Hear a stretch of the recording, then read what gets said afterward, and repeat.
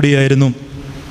കുന്നംകുളത്തെങ്കിൽ കുന്നംകുളത്ത്, കോട്ടയത്തെങ്കിൽ കോട്ടയത്ത്, പോകാൻ കഴിയുന്നിടത്തെല്ലാം പോയി വചനം കൊടുക്കും, സുവിശേഷം കൊടുക്കും.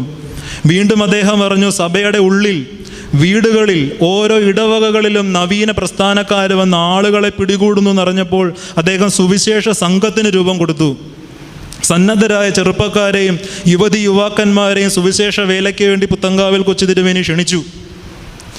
അവരെ സുവിശേഷ വേലയ്ക്ക് വേണ്ടി ഇടവകകൾ തോറും തിരുമേനി അയച്ചു. ഇന്ന് മിഷൻ പ്രസ്ഥാനങ്ങളും സൊസൈറ്റി ഓഫ് സെയിൻറ്റ് ബേസിലിൻ്റെ സുവിശേഷ യോഗങ്ങളും ഒക്കെ ഇന്ന് നമുക്ക് അനവധിയായിട്ട് നമ്മുടെ ഇടയിലുള്ളപ്പോഴും അതിൻ്റെ ആരംഭം പുത്തങ്കാവിൽ കൊച്ചു തിരുമേനിയുടെ സഭാസ്നേഹത്തിൽ നിന്നായിരുന്നു. പ്രിയമുള്ളവരെ, സുവിശേഷത്തിനു വേണ്ടി ഈ ചെറുപ്പക്കാരെയൊക്കെ സന്നദ്ധരാക്കുമ്പം തിരുമേനി അവരോട് പറഞ്ഞു കൊടുക്കുന്ന നിർദ്ദേശങ്ങൾ സാമുവേൽ ചന്ദനപ്പള്ളി ഇതിനക്കമിട്ട് നിരത്തി പറഞ്ഞിട്ടുണ്ട്.